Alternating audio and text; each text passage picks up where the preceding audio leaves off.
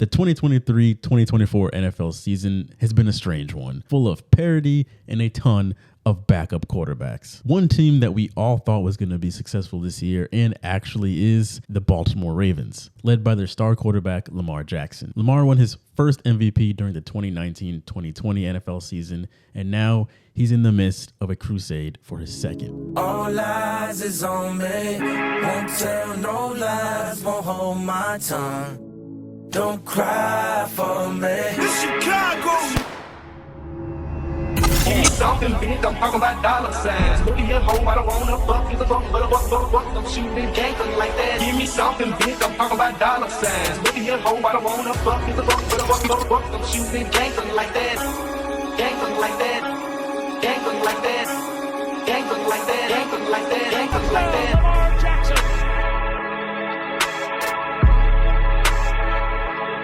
And then once he gets outside the pocket, you're going to see Fred Warner, as you mentioned. He comes up, no chance whatsoever. Baltimore to 3 points here.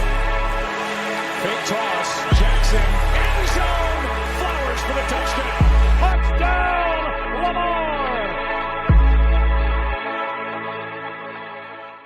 During the spring of 2023, the talk of the town was all about the Ravens re-signing their star quarterback, Lamar Jackson.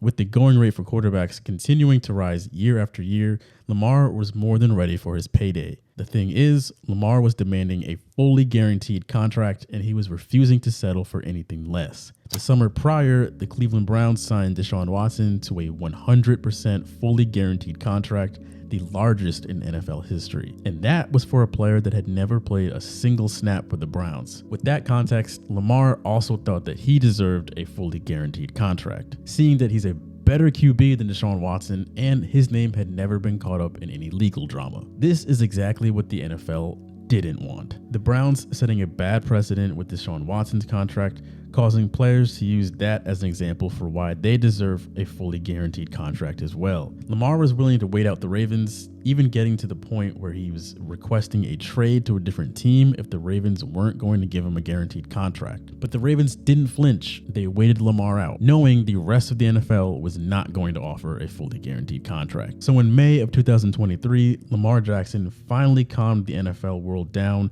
by signing a 5-year extension with the Ravens. He was ready to lock in for the upcoming season, and the Ravens were making preparations to ensure the rest of the team was ready too. One of the biggest knocks on the Ravens for the past few years was that their offense was too reliant on Lamar Jackson's mobility. Well, this year, the Ravens wanted to ensure that wouldn't be an issue. They signed free agents Nelson Aguilar and Odell Beckham Jr., giving Lamar Jackson veteran receivers to throw the ball to. They also drafted Zay Flowers out of Boston College, giving the Ravens offense something it sorely missed after losing Hollywood Brown: speed. But even with all these new weapons, the Ravens still needed to tie them all together. A lot of people, including myself, thought that the Ravens' play calling was stale and at times predictable. They were really lacking an offensive mind that understood the NFL, not just in 2023, but beyond. So they went out and got Todd Monken, the offensive coordinator that helped bring the Georgia Bulldogs their past 2 national titles. So with all those offseason moves, the 2023-2024 Ravens entered this season with one of the most dangerous things in all of entertainment. The thing that causes fans to buy tickets the minute they're available. The thing that causes fans to be on the edge of their seats at 12:59 on week 1. The thing that causes fans to center all of their plans around the Super Bowl in February. The awful 12-letter, 4-syllable word, expectations. The Ravens now were among only a couple other teams as preseason favorites to make it out of the AFC, and they have not disappointed. Here's a fake. Jackson's got all day. Lost it over the middle, and he's got a completion, and it's a big play. Zay Flowers still going, and he's all the way down to the 16. 4th and 1. A fake. Jackson, room, first down, touchdown. Jackson can't find anyone. Looking to take off and run. Bounces away. Still serving. Still alive. Throwing end zone. Caught for the touchdown. Nelson Aguilar. I'm off the grid. Got text on my wrist. Deep drop. Time to throw. Lets it rip. He's got it. Touchdown. We just took a ride. Harder. And Jackson snaps back and flicks in the end zone. Touchdown, Isaiah Likely.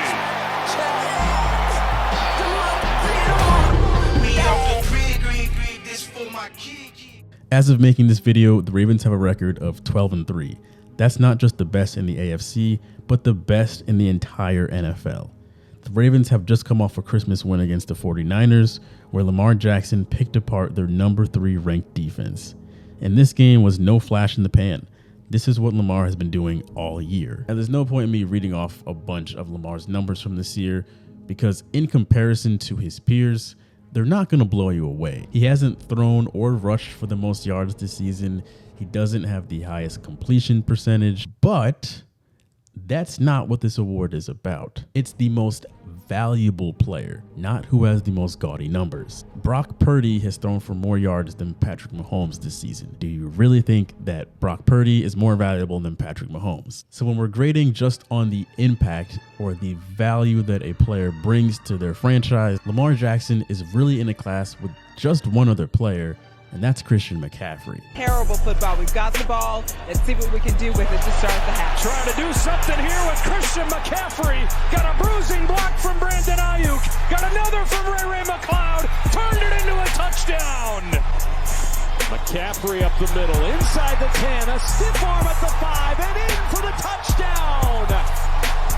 Christian McCaffrey barreling in for 6. And Christian McCaffrey is doing what no modern running back has ever done, getting better as he grows older. He's having a fantastic year.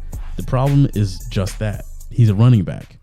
Running backs don't touch the ball as often as the quarterbacks do. By default, a quarterback can control an entire game. And that's exactly what we saw on Christmas when Lamar led his team past the 49ers. This is not a knock on C-Mac. There's literally nothing he can do about it. Unfortunately, this is the modern NFL that we're in the middle of. It's all about the QB. And I, along with many others, knew that before the season even started, which is why I actually predicted Lamar Jackson was going to win the MVP before a single snap was even played this year. I'm taking Lamar Jackson to win MVP. I think he's going to be on a mission this year and just go bananas, similar to how he won his first MVP. Ravens will be very good. He will be the main reason for that, but I just think once they hit the postseason is when things will start to fall apart for them. But regular season wise, they'll probably be one of, if not the most impressive team as far as just like highlight reel. I think Lamar Jackson gonna be on a mission. A quarterback has won the MVP award for about a decade straight now. It's gonna be very tough for C-Mac to change that. At the end of the day, McCaffrey is dependent on Brock Purdy getting him the ball. Naturally, he can't have the same impact on the game that Lamar Jackson can have. What pushed me more towards Lamar Jackson is comparing what these two players have had to overcome. C-Mac is part of a loaded 49ers squad, and if/when he gets the ball, it's on him to make a play. On the other hand, Lamar can of course keep the ball and run it himself, but if he does pass it, he's relying on his receivers. He lost his starting running back and tight end, and Mark Andrews has been his #1 target for basically his whole career. So even with those two huge offensive holes, Lamar Jackson has still led his team to the #1 seed in the NFL. That's part of the reason that I gotta go with Lamar. Again, this is not a knock on Christian McCaffrey. If the NFL landscape was different, he'd get every vote out there. So as you race to the comments, keep that in mind. Although if you've made it this far in the video, you've got to be fairly competent. Downs today, did it once against Miami, 4th time. Lamar Jackson's winning MVP he's this done year, that man. in his career. I don't want to hear nothing else Baltimore about up no big Brock Purdy, on the Dolphins, 42 no to 19. Tua. They were All respect to C-Mac, but second Lamar place. Jackson's winning MVP this year, man. He's throwing this thing around like nothing, man.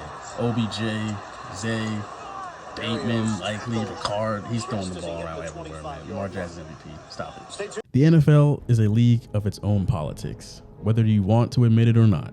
The most valuable player to any of the winning NFL franchises is always a quarterback.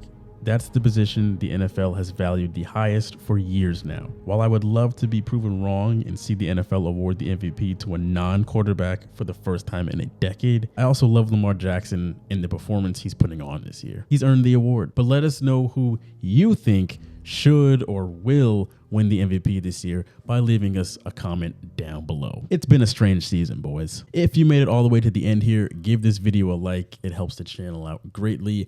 Also, subscribe to the channel. That way you can keep up with all the videos that we post here throughout the week, especially our live podcast that we stream right here on this channel every single Wednesday night. And we talk about the NBA and the NFL. So after further review, we'd love to see you live on Wednesdays. Thank you for watching, and cheers to 2024. During the spring of Okay, here we go. For real this time. During the spring of 2020.